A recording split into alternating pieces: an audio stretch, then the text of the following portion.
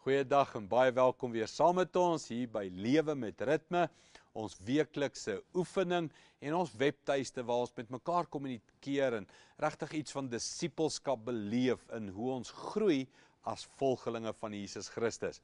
Nou hierdie week se oefening het natuurlik iets te doen met ons verkiesingsweek. Iets van ons almal gaan 'n kruisie trek, hoop ek, glo ek wil jou aanmoedig om dit te gaan doen. Om nie net te sê ek maak 'n verskil deur gebed of dit of dat nie, maar om regtig te sê ek maak 'n verskil in ons land deur ook my kruisie iewers te trek.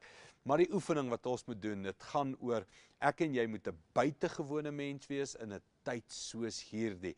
Die hele uitdaging van die boek Rigters waar God gewone mense gebruik het om die volk Israel weer terug te rig in die rigting van God. Nou die manier wat ek en jy hierdie week het kan doen, is deur regtig te bid. Kom ek gee vir jou die voorbeeld van gebed.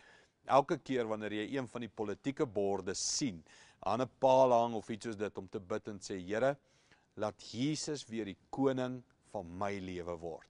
Dat hy die koning oor my gesin, my huis, my finansies, my gawes, my talente, my tyd, laat Jesus die koning sal wees. Terwyl mense so fokus op menseleiers, dat jy sal fokus op hoe kan Jesus weer my leier wees? So, jy gaan twee goed doen. Een, jy gaan bid.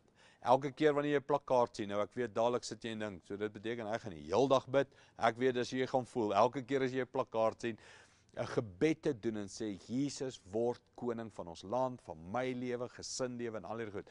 Maar dan ook die vraag, hoe? So, wat jy by die vraag doen is, wanneer jy terug by die huis kom, of stilte tyd hou, of tussen jou kleingroep is, om te praat oor hoe kan Jesus weer koning word in my lewe? Hoe lyk dit as hy koning is oor my liggaam? Hoe lyk dit as hy koning is oor my finansies? Hoe lyk dit as hy koning is oor my huwelik, oor hoe ek met my vrou praat, my man, my kinders of wat ook al? Hoe sal dit lyk as Jesus koning is in ons lewe?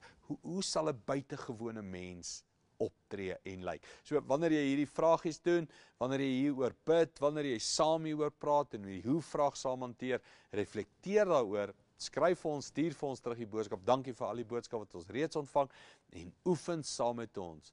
Laat Jesus koning word en hoe sal dit lyk as hy koning is in jou en my lewe? Geniet die oefening en ons hoor graag van jou. Sien jou weer.